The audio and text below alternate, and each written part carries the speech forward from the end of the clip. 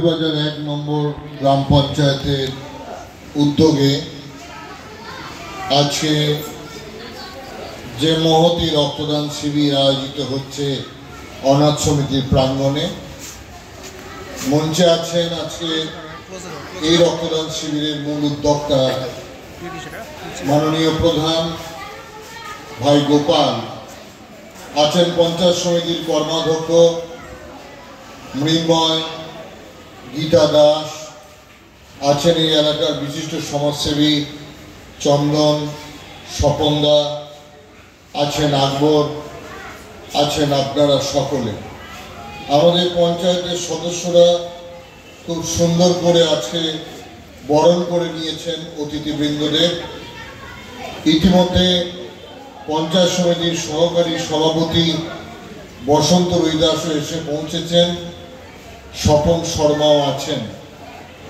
আমি ধন্যবাদ জানাই গোপালকে যে পঞ্চায়েত আমাদের পাড়া আমাদের সমাধান নিয়ে যখন ব্যস্ত, মমতা বন্দ্যোপাধ্যায়ের স্বপ্নের প্রকল্প রূপায়ণে যখন প্রতিটি অফিসার থেকে পঞ্চায়েতের প্রতিটি সদস্য বিভিন্ন কাজে ব্যস্ত, তার মধ্যেও আজকে দলুইবাজার ১ গ্রাম পঞ্চায়েতের ২ বছর পূর্ণ দিন উপলক্ষে এই মহৎ রক্তদান শিবিরের যে আয়োজন করেছেন তার জন্য আমি কৃতজ্ঞতা জানাই, ধন্যবাদ জানাই।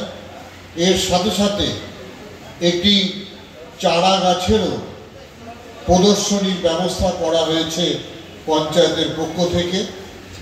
যারা আজকে এই রক্তদান শিবিরের সহযোগিতার হাত বাড়িয়ে দিয়েছেন, অর্থাৎ ব্লাড রিজার্ভ করেন যারা, সেই ক্যাম্প করবার জন্য যারা সহযোগিতার হাত বাড়িয়ে দিয়েছেন, ওম এবং Camry, Teresa, Om Teresa and Camry, তাদের টেকনিক্যাল পার্সনদের আমি ধন্যবাদ জানাই, কৃতজ্ঞতা জানাই। যারা আজকে রক্ত দান করবেন তাদেরকেও আমি ধন্যবাদ জানাই, কারণ যারা রক্ত দেবেন তারা একটি জীবন দান করবেন। তার ১ বোতল রক্তের জন্য একজন জীবন ফেরত পাবে। তাই এই পূর্ণ কাজ যারা রক্ত দিয়ে করছেন তাদেরকে আমি ধন্যবাদ জানাই। আর বুঝতেই পারছেন যে পরিবেশের ভারসাম্য রক্ষা করা কতটা জরুরি আমাদের, তার জন্য গাছ অবশ্যই বেশি বেশি করে রোপণ করতে হবে। তো যারা যারা রক্ত দান করছেন তাদেরকে পঞ্চায়েতের পক্ষ থেকে উপহার হিসাবে একটি করে গাছের চারাও দেওয়া হচ্ছে। এটা খুব ভালো উদ্যোগ। আমি সকলকে বলবো, বুঝতেই পারছেন এবছর কিভাবে বর্ষা চলছে, চারিদিকে কন্টিনিউয়াসলি যে বর্ষা, এর ফলে গ্রামে গ্রামে মাটির বাড়ি, এমনকি অনেক পুরনো দালান বাড়িরও পাঁচিল পড়ে যাওয়ার সম্ভাবনা আছে, কোনো জায়গাতে ঘর ড্যামেজ হয়ে যাচ্ছে। এই ব্যাপারটা সকলে নজর রাখবেন। অতিরিক্ত বর্ষায় বিভিন্ন জায়গাতে সাপের উপদ্রব বেড়েছে, কারণ অতিরিক্ত জলের জন্য সাপ ডাঙাতে উঠে আসতে বাধ্য হয়েছে। তাই অনেক জায়গাতে সাপের ছোবল অনেক মানুষকে একটা প্রতিকূল পরিস্থিতির মধ্যে ঠেলে দিচ্ছে।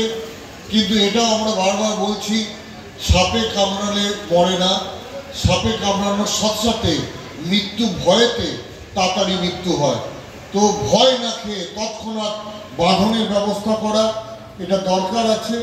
প্রতিটি পঞ্চায়েতে যে ভিআরপি ভিসিডি টিম আছে তাদেরকে একটু অ্যাক্টিভ হতে হবে, যাতে এই সময় অতিরিক্ত বর্ষার জন্য যেভাবে মশার উপদ্রব বেড়েছে, মাছির উপদ্রব বেড়েছে, যাতে ডেঙ্গু ম্যালেরিয়া এটা বেশি না ছড়িয়ে পড়ে এলাকায়, সেটা আমাদের নজর রাখতে হবে।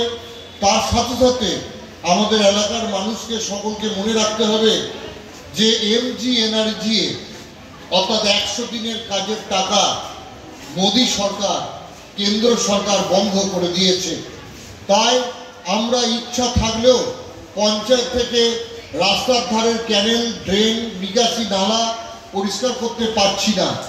তাই মানুষকে এগিয়ে এসে, পাড়ার মানুষকে একজোট হয়ে অন্তত সপ্তাহে একদিন শনি রবিবার, বিশেষত রবিবার ছুটির দিন এলাকার ড্রেনগুলোকে, নালাগুলোকে কিভাবে পরিষ্কার করা যায় এটা একটু প্রত্যেককে নজর রাখতে হবে। সবটা সরকারের উপর নির্ভর করলে হবে না। মনে রাখতে হবে প্লাস্টিক অত্যধিক ব্যবহার করার জন্য আজকে গ্রামের নিকাশি নালাগুলি, ড্রেনগুলি মজে গেছে, বসে গেছে। যেভাবে হোক প্লাস্টিক ব্যবহার অর্থাৎ চামকাগজের ব্যবহার রুখতে হবে। চামকাগজ ব্যবহার করে যত্রতত্র যদি আমরা ফেলে দিই, তার ফলে এই চামকাগজটি মাটির উর্বরতা যেমন নষ্ট করবে, ঠিক তেমনি এলাকার ড্রেনেজ সিস্টেমকে নষ্ট করে দেবে।